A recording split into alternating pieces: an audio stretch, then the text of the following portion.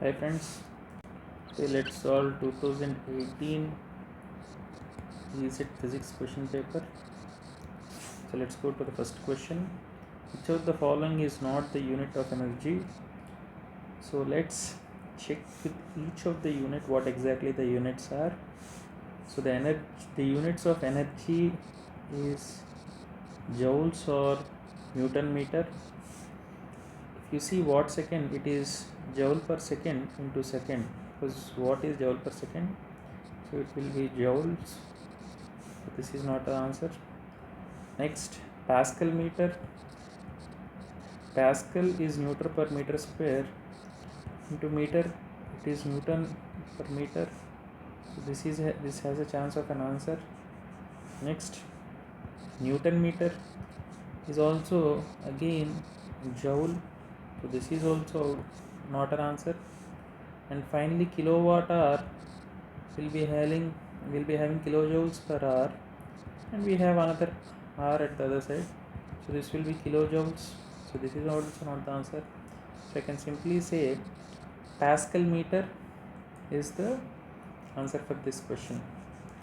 Next, the height of mercury barometer is 76 centimeters, and the density of mercury is 13.6 grams per cc. So the corresponding height of water barometer in SI system is, so for mercury I can simply write density P1 rho 1 is 13.6 gram per cc, and height is also given as 76 centimeters. Similarly, if you are comparing with the height of water, so for water it will be the density rho 2 is 1 and height is to be calculated. So we know rho 1 GH1 is rho 2 GH2. So G gets cancelled, or simply write H2 is rho 1 H1 divided by rho 2, density 13.6 into 76 divided by 1, which is 1033 point. Units is given here as centimeter. So if I divide it by 100, I will be getting 10.336 meters. So the answer is option number 1. Next, what is the angle made by this vector with x-axis? So simply remember, if it is in the form a plus bg, so with x-axis the angle will be tan inverse b by a. So here it is tan inverse b is 1 and a is root 3. So this implies theta is simply 30 degrees. So I can write 30 as 5 by 6. So next,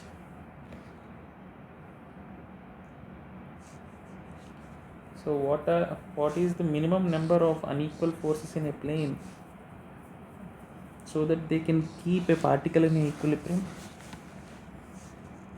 So to make a particle in equilibrium,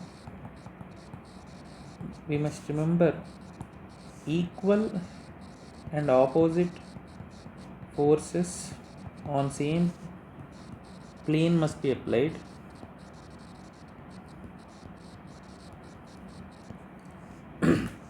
So as per the condition given, so forces must be unequal, because this is the condition given in the question. So thus if we split, if this is 2 and 3, we have to have a counterbalancing force. So if we can split equal and opposite forces into two magnitudes, so to balance this we have another force. So we need a minimum of 3 unequal forces for a particle to be kept in equilibrium. Next, a body is thrown with a velocity is given and the maximum height is given. Okay, you are supposed to find the maximum height provided g is 10 meters per second square. So you have a velocity given, so you have to find the components, because here u is 4i plus 3j and g is 10 meters per second square. We have I, which is x-axis component, and j, which is y-axis component. So the maximum height would be ux square divided by 2g. So what is the x component? Simply I can say ux is 4 and uy is 3 from this. So I can simply write h max is 3 square divided by 2 into 10, which is 9 by 20 or 0.45 meters.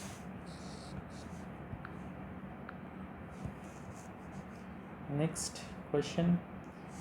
So a person in a lift which ascends at an acceleration drops a stone from a height is given.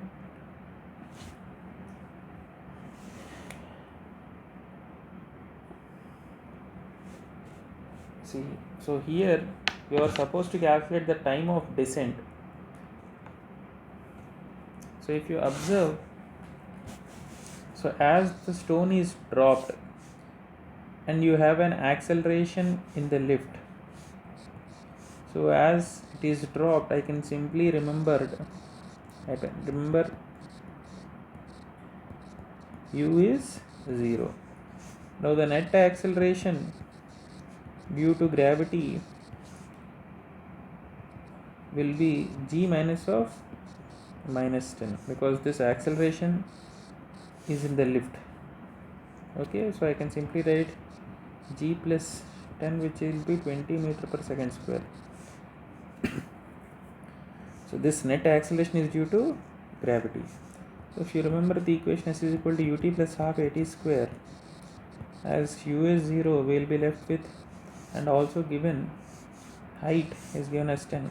So 0 plus half into acceleration is 20 into t square. So I simply get time is 1 second. Here student has to remember the acceleration and the gravitational force are to be combined. Next, for a projectile, the ratio of maximum height reached to the square of time of flight. So maximum height is given by the formula u square by 2g, and time of flight is given by the formula 2u by g. So simply, what is the question? Maximum height to the square of time of flight. So u square by 2g divided by 2u by g whole square, which is u square by 2g into g square by 4u square. So simply it will be g by 8 or 10 by 8, or I can write 5 by 4. So remember the formula of maximum height and time of flight. So here the ratio of distances travelled by a body starting from rest and travelling with uniform acceleration in successive intervals of time of equal duration will be. So given the first part, starting from rest, so that is the case 1. So as the body is at rest, you have your initial velocity as 0. So the first equation s is equal to ut plus r. If you apply your formula, s is equal to ut plus half at square. So you will be left with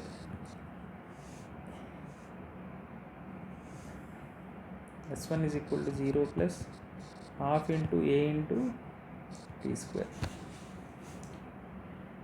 So one body is at rest and the other is travelling at uniform velocity.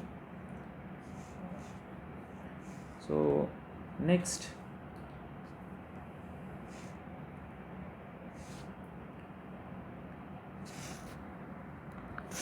So here what is the point? So successive intervals of time is the catchword. So next, initially let me take t is 1 second, therefore it will be half into a into 1. Now after another 1 second, what will be the value? Half into a into t will be 2 square, or it will be simply 4 by 2a. Next, s3 will be 0 plus half into a into 3 square, which is 9 by 2a. Now if you observe, if you take for every second the distance is changing. Now what is the difference between the the distance traveled from the second point to the first point? This will be simply a by 2. Now at the third instant to the second instant, it will be 4a by 2 minus a by 2, which is 3a by 2.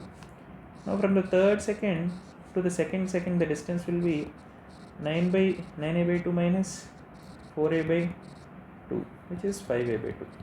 So he is asking the ratio of the distances travelled by a body at rest and uniform acceleration in successive intervals of time, which will be a by 2 is to 3a by 2 is to 5a by 2. So if I cancel a by 2, I'll be left with 1 is to 3 is to 5. Next question. So force is given, mass of a body is given, it is a rough surface is given, it is also given mu as 0.2 coefficient of friction, g is given. So what is acceleration formula? Now if you remember a rough block diagram, so here the acceleration will be f by m, or generally f is equal to ma, and the other due to friction will be mu g. So ma will be equal to mu g, or we have a force.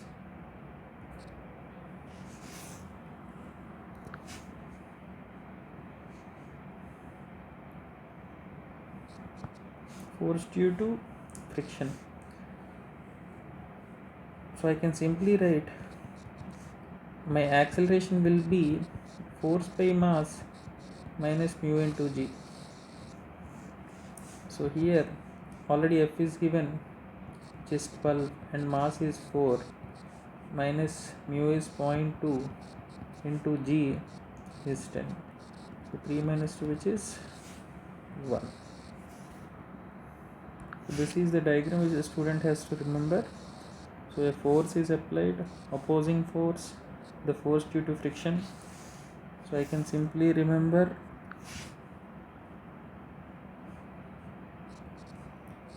generally force plus mu z equal to f. So these two forces are in this side and this force is in the opposite side. So f will be mu g plus ma. So next, go to the next question. So brakes stop a train in a certain distance t. When the braking force is made 1/4, the brakes will stop the train at which distance?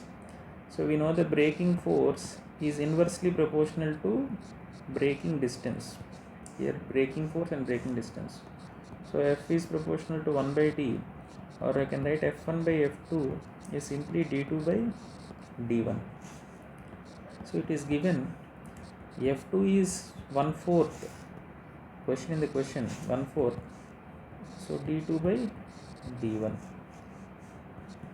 So I simply get d2 by d1 is equal to 4, or d2 is equal to 4 into t.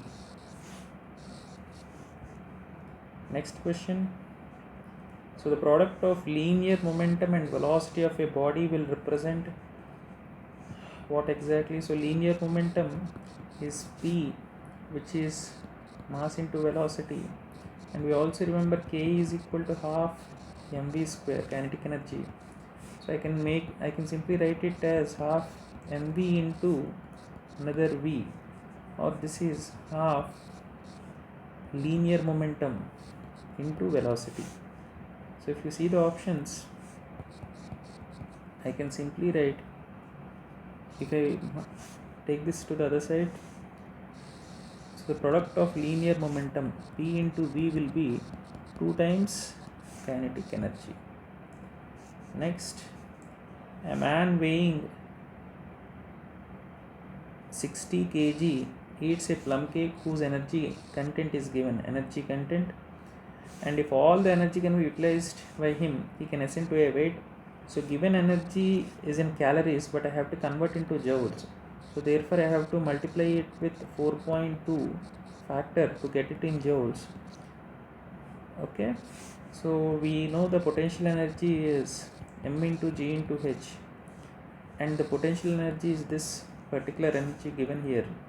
So 9800 into 4.2 is equal to mass 60 and g is 9.8 into height. So the height will be 9800 into 4.2 divided by 60 into 9.8, which will be 4200 by 60 or 70 meters. Next, so a crane can lift a mass of 1000 kgs of coal in 1 hour. Time is given. If it is in seconds, 60 into 60, 3600 seconds. And here given the depth, which is the height. So he is asking if the efficiency is 80%, what is the input power? So we have the power equation, which is mgh by t. So here 10,000 into 10 into 180 divided by time is 3600.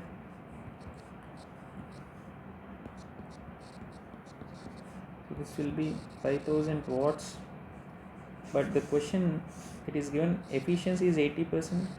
So with if 80% of energy is 5000, which means the power is 100 by 80 to 5000 or 62 by 0 watts. The power will be 6.25 kilowatts. Next, so the graph of acceleration as a function of displacement in case of a body executing SHM, simple harmonic motion. So if you remember, in simple harmonic motion, the equation which governs SHM is A is equal to minus omega square y, where y is the displacement. Now if we compare this with our equation y is equal to mx plus c, which is standard equation of a line. So here if I take y is equal to minus 1 by omega square into a, so here if I compare it is equal to y is equal to mx plus c, so I will be having a constant slope and y is equal to a will be an acceleration. So among all, here this negative sign will make sure that SHM in this case can be considered with straight line with negative slope. So next, the pendulum of length L swings from mean position n number of times in 1 second. So what is the value of acceleration due to gravity? So let's draw the diagram. So this is the pendulum. So this will be moving from a mean position. Now what is he given? The pendulum will be swinging from mean position for n times. So I can simply say the frequency is n. So what is time period? Time period is 1 by frequency or 1 by n. So we know in a simple pendulum, time period t is 2 pi into root L by g. Now if I square both sides, t square will be 4 pi square into L by g. So I can simply write g is equal to 4 pi square into L by t square. Now I substitute the value of t here. So I can write G is equal to 4 pi square into L divided by t value is 1 by n. So t square will be 1 by n square. So I can simply write G is 4 pi square n square L. So if you see the options, this will suit the answer. So simply you have to understand the concept of frequency and the formula of time period in case of a simple pendulum. Next, when a source of sound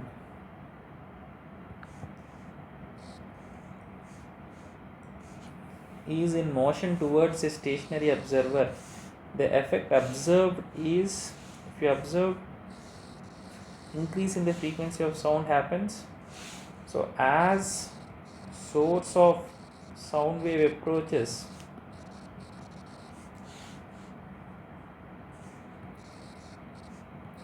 generally, so to a listener, the sound waves get close together. This is an important point. Therefore, frequency will be increasing and pitch of the sound will also be increasing. This is called Doppler effect. So next, the voice of a male person is different from that of a female because both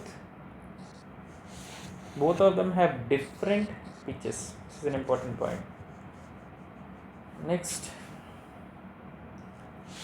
if the sound absorption of a hall is changed by 2%, what is the percentage change in reverberation time? So according to Sabine's formula, so the reverberation time is inversely proportional to sound absorption. So what is given? So sound absorption is changed by 2%. So if the sound absorption is increased by 2%, the reverberation will be decreased by 2%. In case if it is decreased by 2%, if it is increased by 2%, it will be decreased by 1 by 2%. If it is decreased by 2%, I can simply say that reverberation time will be increased by 2 times or 2%. So the percentage of change is asking only the percentage of change, which means it is only 2% effect. Next,